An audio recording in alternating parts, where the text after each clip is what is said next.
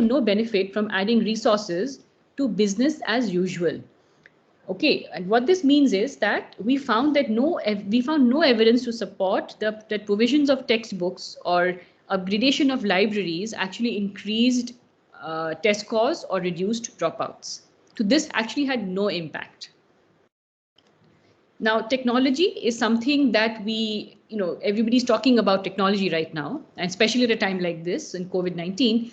So technology has potential. We've evaluated now at least 20-25 studies using technology. But we found that it has potential, but it is not a silver bullet as people think it to be. So studies show that, and these are all randomized controlled trials that have been done, which show that providing access or increasing usage of technology alone is not enough to boost learning outcomes or increase tech scores. Okay, but programs that are integrating technology into learning experience of children can increase learning. So they make a difference. And what I mean by this is that if you're substituting completely with technology, that has found to have little impact unless you're integrating it into curriculum, and you're not substituting the teacher, but you're using the teacher as well to be able to interface with the technology. So teachers need to be much better trained as well. So there are many, I would say, practical lessons that we have found in terms of how to integrate technology and to avoid a substitution effect of technology with teaching and learning. What we've also found, for instance, is student-teacher ratio. So, we think that typically if a class has 50 children, we divide it into two halves. So 25 get the teacher and 25, we reduce the class size. So, we bring 2 teachers into a class of 50, and then we have 2 teachers now teaching 25 students each. We think that would increase learning outcomes because you get individual attention or more attention to the 25 children as vis-a-vis 50 children. No impact. So it shows that low teacher-student ratio does not make a difference, but instead teacher accountability does. So you have to make them accountable to certain things. So for instance, monitoring and incentives can be useful to motivate teachers to increase attendance and improve learning. But again, the type of the incentive, the timing, the size, how you're delivering it, all of that matters. So then you're looking at practical aspects of this as well. I'm going to skip. Okay, so nobody talked about uniforms and deworming, so I'm going to skip this in the interest of time. But the only thing I will say here is that the school-based deworming is actually one of the most cost-effective methods of improving school participation. Now, this is a debate for another time. So I would urge you to look up deworming JPAL on the website. Just literally these 2 keywords you can type, and you can see this. It's basically we're reducing health barriers. We're overcoming health barriers to school participation. But what we have found is that the most recent and compelling evidence on improving learning is from the series of experiments around teaching at the level of the child, which has found to be consistently effective. That means you group kids by ability levels. So these are in school and not by grade. So you mix up kids from grades 3, 4, and 5, and you put kids in groups in terms of who are able to read, who are able to comprehend letters and words, and you put them together to push them forward. You put kids who are fluent readers. You have other activities that you do with them. So these are in-school pilot programs or after-school reading classes, which were led by community volunteers, were proven to be successful, and then we evaluated this program. This is Pratham's program, implemented in a classroom setting by government school teachers, with monitoring and mentoring support from the block officials. So in fact, Paribhasha we remember this, she was one of the research associates who worked on the very first avatar of this in 2008 and 10. We replicated it in Haryana, and we put in very, key monitoring systems by the government, which then supported the teachers in schools. And that showed significant impacts to improve basic language skills in Hindi, for instance. And this program is now being scaled up in Africa and India in partnership with Pratham JPAL and several local governments. So I'm going to now, so I don't know if this answers your question, but I would say that textbooks didn't work. Inputs alone does not matter. So inputs in terms of textbooks or buildings or toilets or increasing more teachers doesn't work.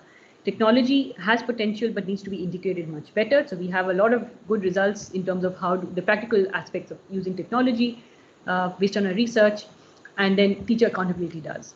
But most importantly, as you group kids and tailor the instruction to their ability level, that actually has had the most impact in increasing learning outcomes. So you're replicating the learnings, but you're also replicating the model. So many things. So you have to see there are many sort of kinks in the chain that have to work out for you. So I'll give you a quick example, but does that answer your question at a surface level? Oh, it does. Yeah, definitely. Thank you. Super. So this is so I have about, Paribhasha, I think we have about 20 minutes, right? Yes, yes. Okay, so since we are taking questions, I'll use the full 20 minutes to speak since we're taking questions in the middle. So I'm going to give a very quick example of what we are calling the graduation approach scale up in Bihar, and how did we go from the evidence to policy action, and what was this policy action. So I've given you examples of education, I've given you example of the immunization incentives, of breakthrough, but this I will talk a little bit more in detail because I want to talk about behind the scenes. So there are several researchers who were a part of this study. Now, I will talk about who the ultra poor is and what this program is about. But this slide is essentially to show you that between 2016 to 2018, we were able to get the commitment from the government of Bihar to invest 840 crore rupees to scale this ultra poor program up to 100,000 families over 3 years in Bihar. And so I want to unpack behind the scenes. I'll tell you a little bit about the program, about the evidence, but mostly I'll spend time talking about what these 2 years looked like as you are scaling it up within a state. So in terms of context, the ultra poor are those single women-headed households who are unable to meet their basic consumption needs. They are vulnerable to shocks, which means that they remain trapped in poverty for a very long time. They cannot come out of the poverty net. And what I mean by that is that their deprivation is defined as earning less than 5,000 rupees a month for the entire household. So they don't have male members. They are single women-headed households. They could be casual wage laborers or working on somebody else's farm, or sweepers, cleaning, sweeper in a local school or a building. And to put it in context, they don't even have 10 rupees per week to put their money into a self-help group savings kitty, as is a tradition in many villages. So what you can see as a part of this map is a district-wide map. You can see that deprivation exists in many pockets across India. And just to put it in context again, it's a large number, but there are pockets. So every village, when we've done this, we have found that every village will have about 5 or 6 or 7 ultra poor households. That is it. But then when you look at the data in numbers, then it's a larger number. For example, in tribal areas of Jharkhand or etc., Chhattisgarh, you will find larger pockets of this. Okay, so in India, we've got about 69.9 million such households. So getting this done, the secret sauce. So I have about 10 minutes left, right? Pretty much at 12:50 you finish. Yes. Keep an eye on the time. Super. So I think, the only thing I'm going to go very quickly through these slides, but just to show you that it's not linear to go from, evaluating something to working with the government to scaling it up. Like remember, I told you it took 10 years for us to do the research across 7 countries and have results and come up with the paper. But now that we know it works, it still took us 2 years to get the Bihar government to go from a 1,000 household pilot to a 100,000 household scale up. So that it has taken that long. And what went behind it? So we had to first map who all the stakeholders were and who are the influencers. So we are working with foundations, we are working with the World Bank, we had to work with local community organizations, the government organization. We had to map Bandhan's, most importantly, Bandhan's structure. So Bandhan was the NGO which had implemented it in India. We had to match their structure, which is a vertical, very nice vertical structure, to the government structure. Now, what we tried to do was to say who's at the level of the branch manager in Bandhan. So the branch manager in Bandhan was the cluster resource person in the government. But it didn't, and everything was put on them, but it didn't really work because they didn't have all the skills. They were local women from the community, and they were very good at identifying who the ultra poor were and scanning the villages and finding them, but they weren't able to do a lot of the other things. So we had to convince the government that you need a separate cadre who's better trained than CRPs to be able to implement this. So the government then hired a whole, like these mandal resource persons below the CRP 2,000 frontline workers just to implement this program, because they were convinced by the pilot that they have to hire to run this program for them. So I think the main point here is that we have to navigate lots of things. So we have to figure out, who's responding to what, how do we, which bureau. So for instance, in Bihar, it was very interesting that one of the reasons why they even agreed to do something like this is because they linked it with the prohibition of liquor. This in Bihar, if you remember, when Nitish Kumar came into power, the second term, I think, he banned liquor. So all of these illegal toddy shops were all shut down. Many people lost their livelihoods. Many of the men were actually put in jail for illegal toddy production. So the women were left at home with no money. And there already were these Mahadalits and ultra poor, but this also exacerbated their poverty, the situation. So the government had to do something. So then they saw this as an opportunity, the ultra poor program as an opportunity to do both. First, support the single women-headed households, but even a tiny slice of this went to the families who were affected by these by the liquor ban. So we spoke the government's lingo in a way that they were able to help with job losses after prohibition, and they were able to help the ultra poor women. So the program is serving those who it was made for. It has also got a political buy-in. It has got bureaucratic buy-in as well. So this is just to say that how do you respond to the needs of the electorate? How do you pivot? And how can you speak in the government's own language? So I'm just going to, this slide is basically to say that, it's very nice to say that, we did some research, we had evidence, we took it to the government, we presented it to them, they had a policy decision, we had a partnership, and then they had marching orders. So it pretty much took us 2 years to finalize everything. And there were a lot of, I think there were a lot of issues along the way. So, and you would not believe it. It's not that once they were convinced after the pilot, and they linked it to they linked it to a policy priority, there were a lot of issues we faced. Donors were negotiating some systems change funding for us, for JPAL and for Bandhan to support the government. But the government itself was trying to figure out how many households, what is their internal capacity is, hiring the 2,000 frontline workers. Donors were negotiating with as to who receives the money. Does it go to JPAL? Does it go to Bandhan? Bandhan, how the GST issue came up, and GST issue came up. A lot of paperwork was involved because the money was split. Government wanted to have a PMU, and we said okay, but they said we can't hire the PMU. Can JPAL hire the PMU for us? Project management unit. So there was a lot of different shifts in thinking also between this phase. So I would say that between 2017, the shift in partnership thinking was how do we make this program work. 2008 through the pilot. 2018 was how do we align and how do we iron out all of these different bureaucratic hurdles or get the paperwork done. And today in 2021, I'm happy to say that we're at a stage where we have been able to use this lens to the system centering lens to support the government into setting up a very good system to be able to implement this program. So data analytics units were set up within Jivika. We're looking at their implementation quality. There's a risk management plan and all that. So it takes time. And there's a lot of hand-holding that we have to do. So it goes beyond just generation of the evidence to informing policy. So I'm completely out of time, but I only have like 5 minutes left. So I do want to take questions, but I just want to, I'm not going to talk about this. This is just, putting in place how we go from one stage to another, from the evidence generation to the scale up. But I've explained all of these things to you. What we have, the takeaway, for you is that there are deeper partnerships that we're engaging with in states where we are trying to do all of these things. So government are the biggest players, and we are trying to work with them to set up a holistic partnership where we go from everything from doing policy research to scale ups to capacity building and using their administrative data for real-time decision making. So there are a few key partnerships in a few states like Odisha, Punjab, and Tamil Nadu, though we work across 16 states. So I'm going to skip all of these things.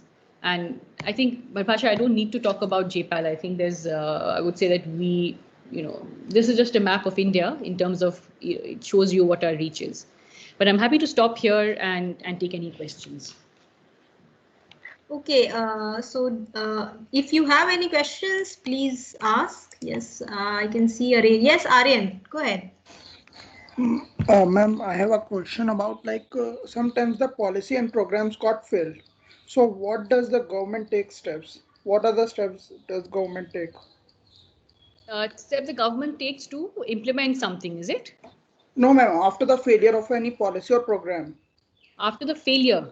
Yes, ma'am. Okay. So if you think that something has not worked, is that what you're asking? Yes, ma'am. Okay. So we have found we have many examples where we have found that something has not worked. So the example I gave you was, for example, textbooks.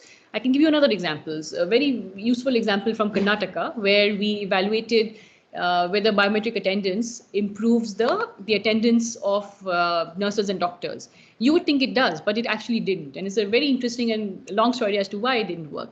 The government wanted to expand the biometric system, spend a lot of money, invest in biometrics and hardware, and expand biometric attendance to all PHCs in Karnataka, primary healthcare centers in Karnataka. We told them, please don't do this. So they didn't do it. They stopped. Right? They saved valuable money, which would have now can go into something else. But there have been instances where when we have told them that something doesn't work, they still want to go ahead with it because they feel that it is, थोड़ा सा भला भी हो जाए तो वो भी काफी है. Like, it's fine for, it'll help 1% of the population. That's good enough for them. How do we improve the, how do we get social protection and improve social protection for migrant workers?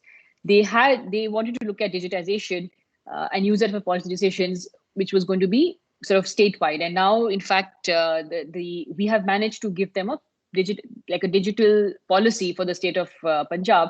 We helped craft that, and it's now become a policy in the state of Punjab as well. So everything from boosting Punjab's startup ecosystem to skill development and education. So we've been advising them throughout, even during the lockdown, and even right now, we are continuing to advise them. And Iqbal is still on the advisory committee. Abhijit Banerjee, our co-founder, is similarly on the expert advisory group to the Chief Minister of West Bengal. Another state that we've worked with is Tamil Nadu. They've been looking at their medium small enterprises. So this is just a range of different issues that governments came to us with. We already had existing relationships in many of these states, and we were able to pivot very quickly, both on the research side to collect data, as well as on the policy side to sort of look at the existing evidence, or even look at sort of repurposing what we already know to be able to support them. Now, having said that, so I think I've been more positive, but having said that, on the policy side, and when we think about how do we, there are two issues that we contend with. There are challenges in applying an evidence-informed lens to all decision making. So surprisingly, very little is known about what works, how to evaluate what works, and most of the time decisions are taken based on intuition or first principle, or we call it gut. So I'm going to illustrate why this is so. Take a look at this slide here, right? This is the 2015 earthquake in Nepal, where we estimated about 10,000 dead and more than 15,000 people injured during this earthquake. I'll show you another photograph. This is from the lockdown, where most recently we saw hardships for over 1 million casual wage workers who were affected by the lockdown in India last summer. So a lot of us gave to the earthquake, and some of us might even have sent some relief to the migrants, as they were either stuck in cities or had to make the long journey back home, and their savings, they really didn't have savings to speak of, which were dwindling. So they were facing acute food crisis as well. But now look at this slide. 17,000 children die every day from entirely preventable diseases across the world. So I'm sure a lot of us have been giving, to different causes. So for the earthquake, to the migrants, but not in the same rate as we would give to something like this, in the sense that this is a lot lesser salient when we think about causes to give to, right? And why is that? We are reacting to something. We are reacting to obviously some newspaper reports, some articles, reacting to evidence that is placed before us. Right. So I want to talk about a little bit more about the evidence that we see and how we react to evidence and what makes us take decisions based upon the evidence that we see in front of us. If I was with you in person, I would have said raise your hands. But now, since we can't raise our hands, just internally think, are you a coffee drinker or tea drinker, or do you just like hot water? Shobhini, you can still Yeah. ask them to raise their hands. So you will be able to see how many hands have been raised in the chat box. Okay, great. So I'm actually, I'm not very familiar with Microsoft Teams, so I'm not able to figure out how do I see raised hands. Huh? So actually, I'm going to let it be Paribhasha because I'm not able to see. No problem. No problem. Okay. But I think so when I do this when I have done this, for example, in person, I've seen that, about 40% of the room raises their hand for tea, 40% for coffee, and another 20% for hot water. But so I don't know if that's the same here, but I'll give you some evidence. So now that you've internalized whether you drink tea, coffee, or hot water, these are different studies which have each dot is a data point. Okay, it's a red. Each dot is a study that has been conducted, which tells you whether something protects against cancer or causes cancer. Now, if you look at tea and if you look at coffee, you'd be very confused as to whether you should drink tea or coffee, right? Because everything both causes and prevents cancer. Now, what is the most important thing to ask yourself when you look at this slide? The most important thing is, does anyone want to unmute themselves and tell me the most important thing when you look at this? Not the fact that you will not drink tea or coffee, but or stick to hot water, but what is the first question that comes to your mind or should come to your mind?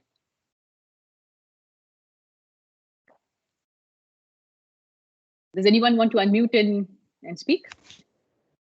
Ma'am, gaining the knowledge about the fact that tea or coffee both causes and prevents cancer won't change the mindset of most of the people who are consuming these two. It will continue. Okay, so that's a very good point that you've made, and I will talk about this in my next slide as well.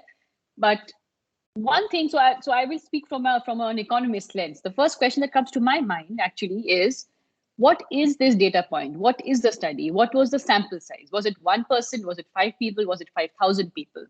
Is it anecdotal? Is it how rigorously was the study evaluated? Was it just speaking to a few people and coming up with this, or was it a clinical trial, health clinical trial that was done? Right. So you want to know what is the fact backing this study. So what you have told me just now is how do you react to the fact? And you're saying you will not react to the fact, you will go with your preference. And I'm going to come to that as well, because that is one of the major challenges in policy making. And the reason I'm calling it the politics of evidence is because it's not very linear. So you might give the policymaker 3 options and they might go with the 4th option, right? Or they might not go with any options. They might not even act. So in a normal world, policymaking is already constrained by several barriers. And I call this the 3 I's. You can see the 3rd point here. 3 I's: ideology, instinct, and inertia. So ideology often comes in the way of evidence, such that you have a fundamental objection to certain principles. If you take incentives, for example, incentives or nudges, it's very, very common to use in behavioral economics. But imagine going to a policymaker to say, why don't you give incentives to boost demand for under 5 immunization, for immunized children under 5 years of age? And policymakers often feel that, parents should already be immunizing their children. Why should I pay incentives to immunize them? So that's an ideology.